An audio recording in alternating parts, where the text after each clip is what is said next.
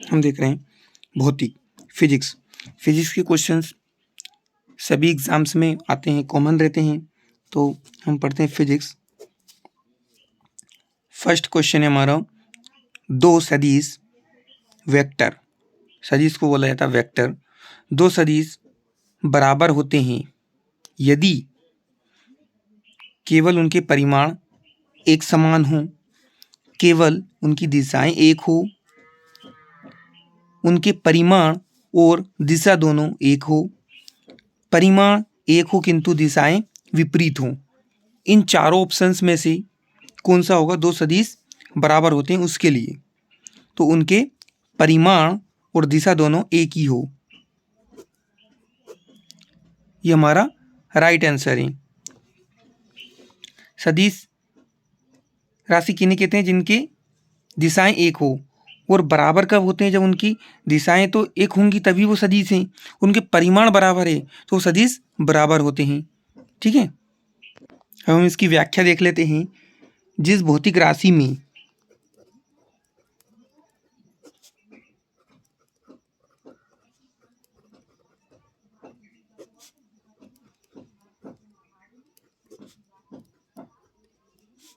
मात्रा अर्थात परिमाण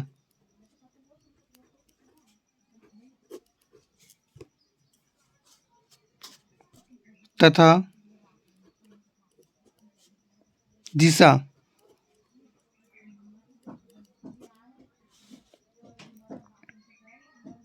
दोनों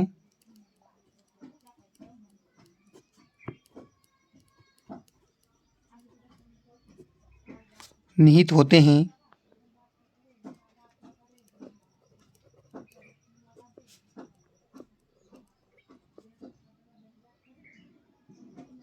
उन्हें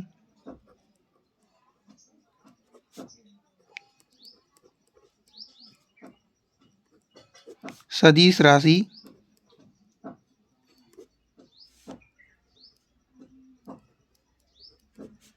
कहते हैं। ये हो गया हमारा जिस सदिश किससे कहते हैं? तो जिस भौतिक राशि में मात्रा, परिमाण तथा दिशा दोनों निहित होते हैं उन्हें सदिश राशि कहते हैं। सदिश राशि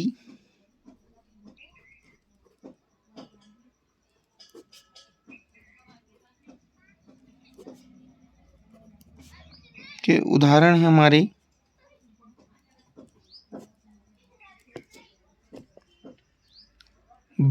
बेल, बल, वेग, संवेग,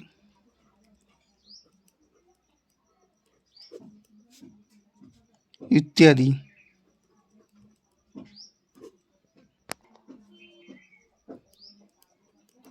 हैं। अतः दो सदिश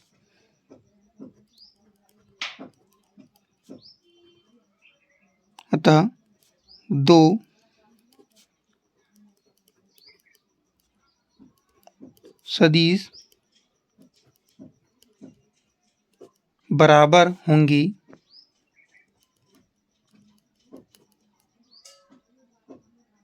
जब उनके परिमाण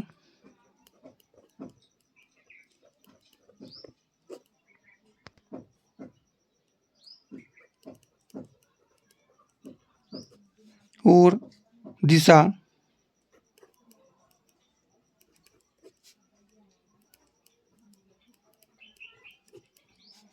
दोनों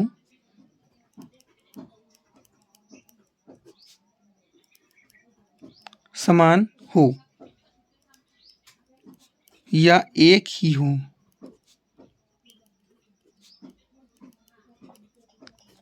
ठीक है, दो सदिश बराबर होते हैं जबकि उनके परिमाण और दिशा दोनों एक ही हों या बराबर हों। सदिश राशि किसे कहते हैं?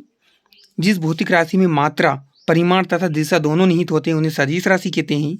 सदिश राशि के उदाहरण है बल, वेग, संवेग इत्यादि। अतः दो सदिश बराबर होते हैं जब उनके परिमाण और दिशा दोनों एक ही हों। ये हमारा होगा सदिश। सेकंड क्वेश्चन है हमारा, भौतिक मात्रा एंट्रोपी की इकाई क्या है? एंट्रोपी यूनिट है। भौतिक मात्रा एंट्रोपी की इकाई क्या है? वाट प्रति केल्विन, न्यूटन प्रति केल्विन, पास्कल प्रति केल्विन, जूल प्रति केल्विन। तो भौतिक मात्रा एंट्रोपी की इकाई क्या है? जूल प्रति केल्विन।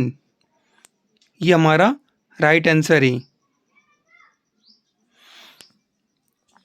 भौतिक मात्रा एंट्रोपी की इकाई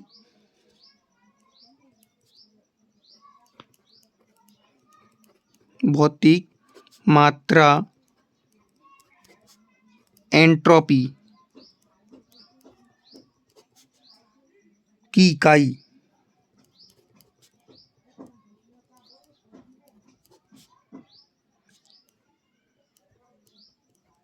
जूल प्रति केल्विन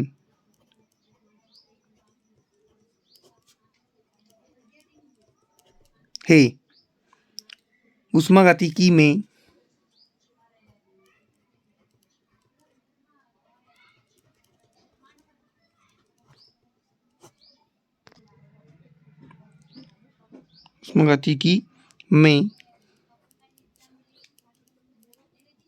एंट्रोपी एक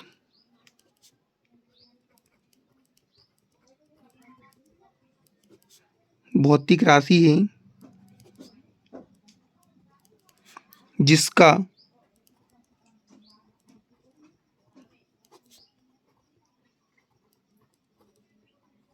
प्रतीक एस है।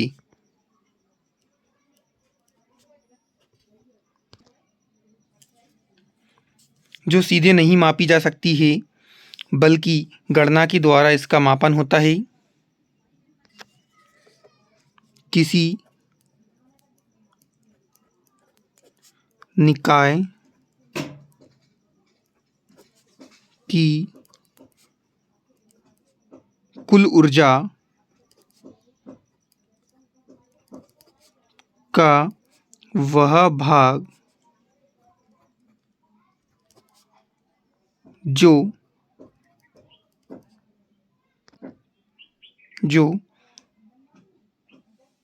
या जिसे सीधे उपयोग में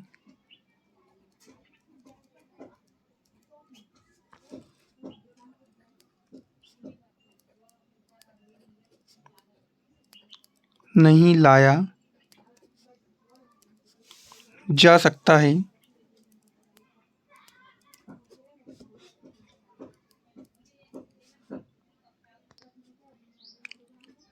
उसे निकाय की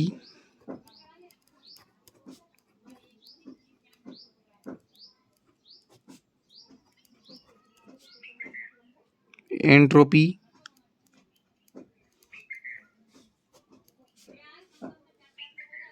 कहा जाता है।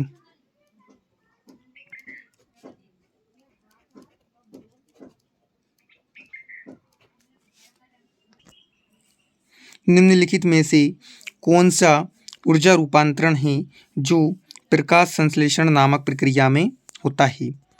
ऊष्मीय ऊर्जा से प्रकाश ऊर्जा, स्थितिज ऊर्जा से रासायनिक ऊर्जा, प्रकाश ऊर्जा से रासायनिक ऊर्जा और ऊष्मीय ऊर्जा से रासायनिक ऊर्जा। प्रकाश संश्लेषण प्रक्रिया में इनमें से कौन सा होता है ये हमको देखना है। तो प्रकाश ऊर्जा से रासायनिक ऊर्जा में परिवर्तन होता है। ये हमारा सही उत्तर है। हम इसकी व्याख्या देख लेते हैं अब।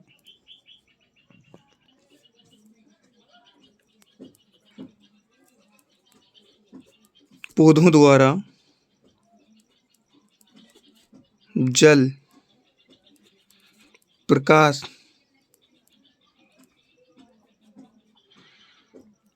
पर्णहरित,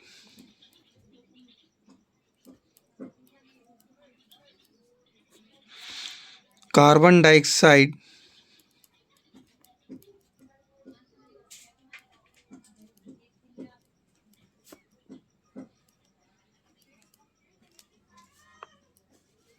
कार्बन डाइऑक्साइड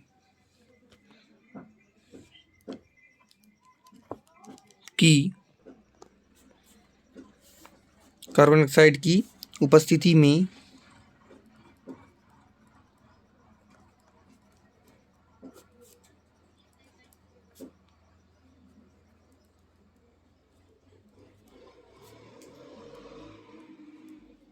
कार्बोहाइड्रेट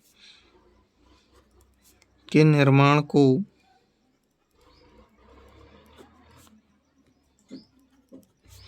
प्रकाश संश्लेषण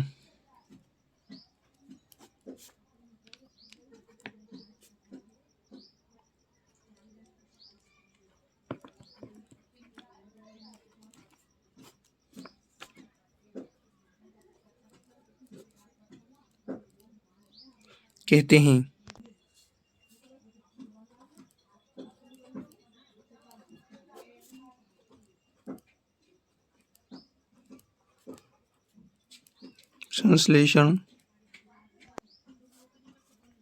संश्लेषण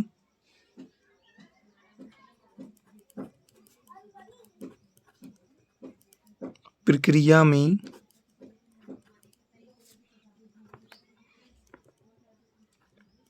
प्रकाश ऊर्जा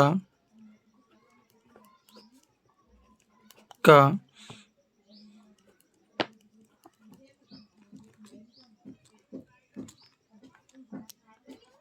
रासायनिक ऊर्जा में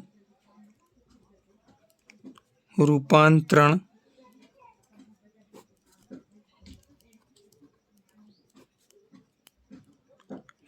होता है। इससे पौधे अपना भोजन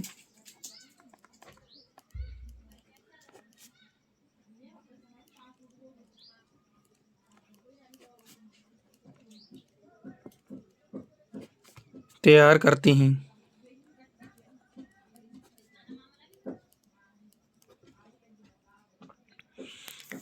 हमने देखा निम्नलिखित में से कौन सा ऊर्जा रूपांतरण है जो प्रकाश संश्लेषण नामक प्रक्रिया में होता है। ऊर्जा रूपांतरण कौन सा है जो प्रकाश संश्लेषण प्रक्रिया में होता है, तो वह हमारा प्रकाश ऊर्जा से रासायनिक ऊर्जा, प्रकाश ऊर्जा है जो कि रासायनिक ऊर्जा में परिवर्तित हो जाती है। किसके द्वारा होती है? पौधों के द्वारा। पौधे क्या करते हैं? पौधे द्वारा जल, प्रकाश, पर्णहरित, कार्बन डाइऑक्साइड की उपस्थिति में कार्बोहाइड्रेट के निर्माण को प्रकाश संश्लेषण क्रिया कहते हैं। प्रकाश संश्लेषण किसको कहते हैं?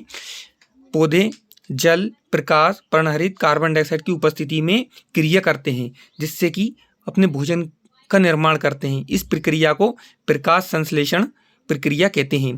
प्रकाश संश्लेषण की प्रक्रिया में प्रकाश ऊर्जा का रासायनिक ऊर्जा में रूपांतरण होता है। इससे पौधे अपना भोजन तैयार करते हैं। मोहस पैमाने का प्रयोग किस लिए किया जाता है? पदार्थ की चमक को मापने के लिए, द्रव्य की विस्कता मापने के लिए, सामग्री का लचीलापन मापने के लिए या खनिजों की कठोरता मापने के लिए। मोहस पैमाने का प्रयोग किस लिए किया जाता है ये हम देखते हैं। अब खनिजों की कठोरता को मापने के लिए मोहस स्केल का प्रयोग किया जाता है। मोहस पैमाने का प्रयोग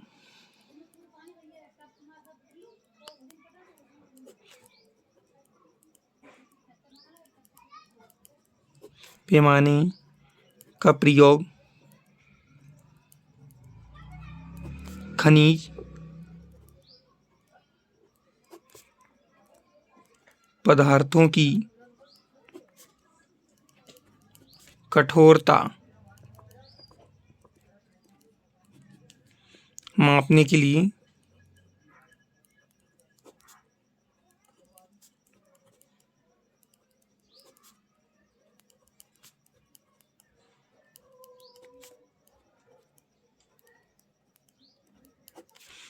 प्रयोग किया जाता है।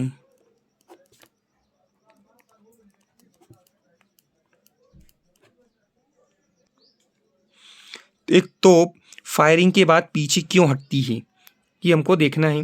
ऊर्जा का संरक्षण नियम, उत्सर्जित गैसों का पीछे की ओर धक्का लगने से, न्यूटन की गति का तीसरा नियम या न्यूटन की गति का प्रथम नियम। न्यूटन की गति का प्रथम नियम के कारण एक तोप फायरिंग के बाद पीछे की ओर उसको धक्का लगता है। तोप का व्याख्या हम देख लेते हैं इसकी।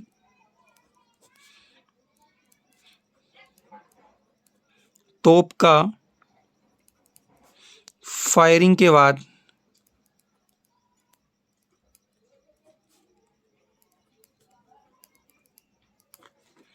पीछे हटना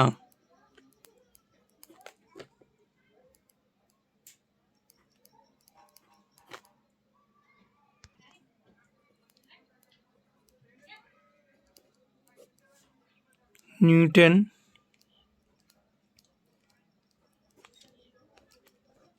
की गति तोप का फायरिंग के बाद पीछे हटना न्यूटन की गति का तीसरा नियम